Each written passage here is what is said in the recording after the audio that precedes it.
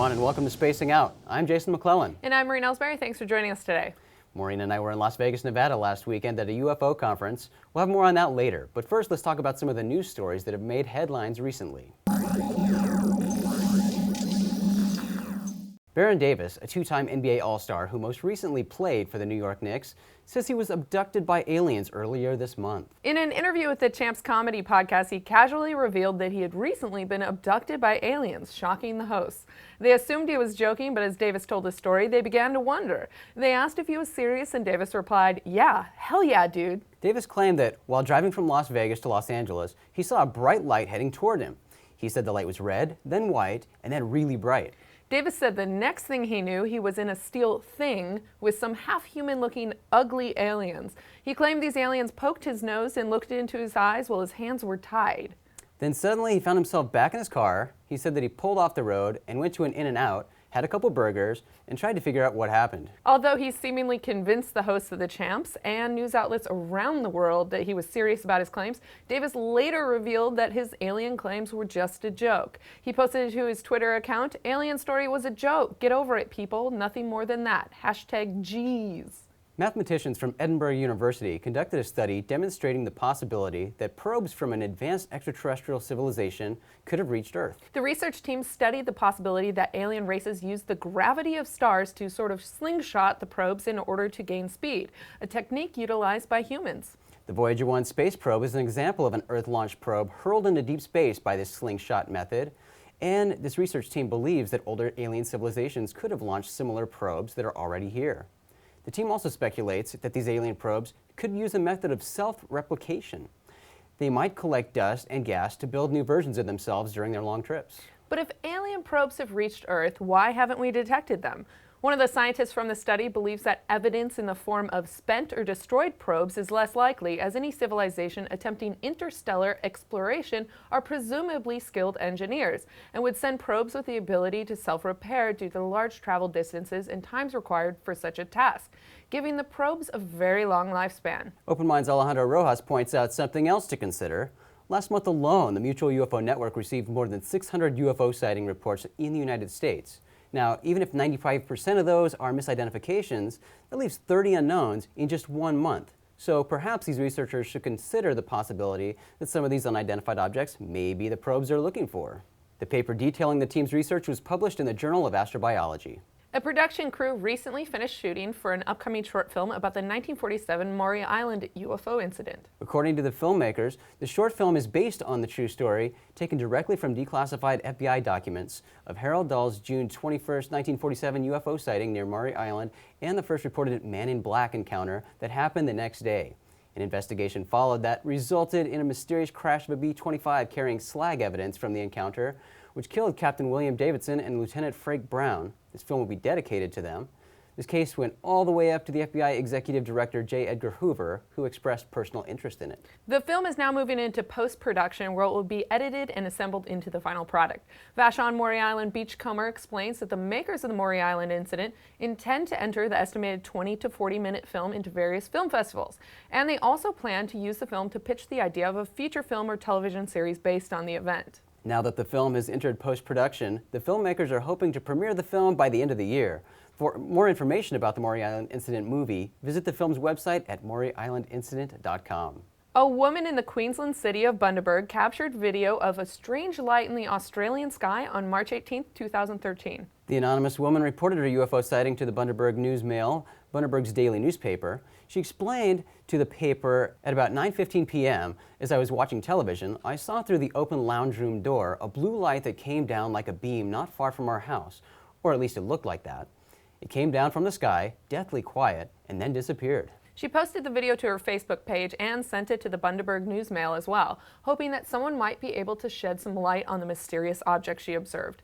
She told the paper, "Of course, there could be quite a simple explanation for it, but I can't think of one." This anonymous woman's sighting is just one of many that have been reported to the Bundaberg News Mail recently. Another interesting sighting was reported to the paper by retired train driver Victor Olson. According to Olson, strange lights in the sky were commonly seen by the train's night workers, but he shared his most memorable UFO sighting with the Bundaberg Newsmail. The sighting occurred in 1967. On this particular evening, his train was traveling from Marlborough to Bundaberg. He was shocked when a red spinning UFO appeared in front of the train. He describes the object as looking like two saucers faced together. He estimates the craft was approximately 35 feet wide, and he got a good look at it, too, as it was only 15 feet in front of the train. Because the UFO was so close, Olson says he was able to see the craft's occupants. He describes they had long necks on them and an elongated head. Nothing like I've seen before. They looked nothing like on Earth, like a stick with a head. Olson asserts that he and his team were instructed not to report the sighting. He explains, the armed forces told the railway to shut up or you'll scare the people. I love sightings like this, where you have a group of workers, like with pilots, and here we have the train workers, where they commonly see these things. They say, yeah, we see strange lights all the time. And then an added mystery on top of it is they're instructed not to talk about it. Right, and a lot of these sightings may be explainable. Again, we have the whole 95% of sightings, so to speak, can be explained, but there's that 6%. And something so strange as a spinning red light craft that apparently he can see occupants is very curious. You don't get a whole lot of people reporting sightings where they actually allegedly see beings within the craft. Right, because the super close sightings are rare. They do happen. But yeah, you usually don't have a craft so close that you can visually see inside the craft. So it's an interesting sighting, and I like it. Another story I'm fascinated by is this alien probe story. And it's not a new concept, you know. It's certainly been talked about a lot. And it's theoretically possible that aliens, an extraterrestrial civilization, could have sent probes here. We're sending stuff into space, why wouldn't they? So yeah, it's an interesting story. But I do like taking a more scientific approach to rationalizing UFOs to people, and I do think it's a good point that the UFOs that are reported, some could be extraterrestrial probes, and that's a great lead into the MUFON Symposium, because we just went to the MUFON Symposium in Las Vegas, and their focus there is trying to emphasize getting science involved in UFO research.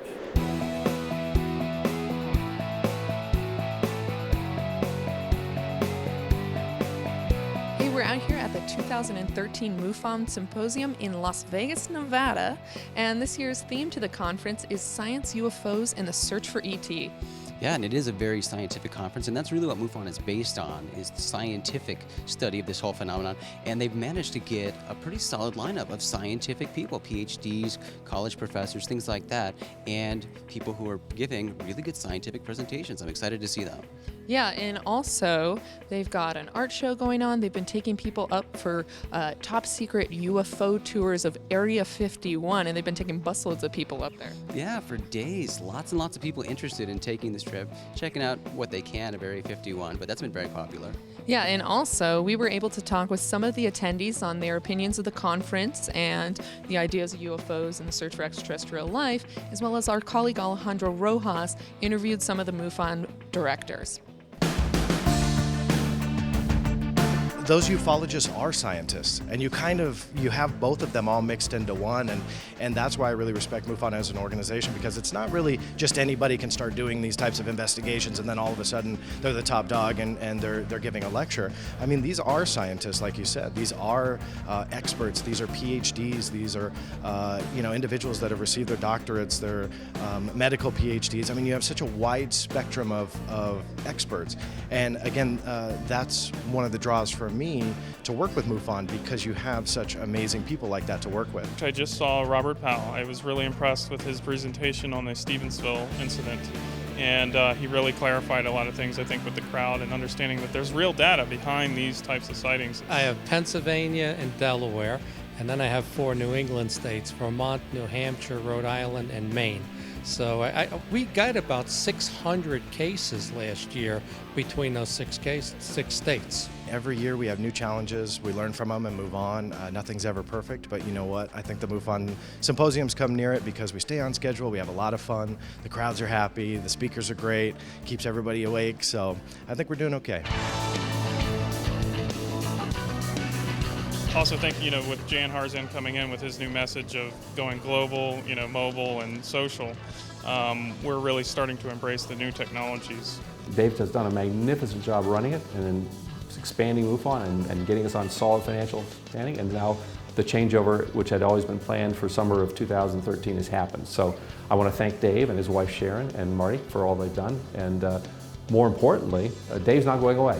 Dave's still on the board, and I've asked to create an executive committee of 3 of the previous executive directors, so John Schuessler, Clifford Clift, and Dave will all be part of an advisory committee to the board, which will help ensure the continuity of MUFON moving forward into the future. And I think this is very, very positive for us. With our symposium here, we try to convey the fact of the true meaning of the forum, or the true meaning of the word symposium, which we have many ideas, many differing ideas that come together and into a symposium format.